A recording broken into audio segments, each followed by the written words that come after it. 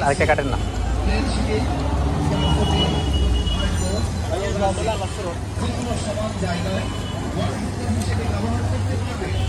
যারা ব্যাচেলার থাকেন কাপড় কাটানোর কাজে ব্যবহার করতে পারবে। প্রতিটি পিস ওয়াল হ্যাঙ্গারের মূল্য নিচ্ছি মাত্র 20 টাকা, 20 টাকা, 20 টাকা।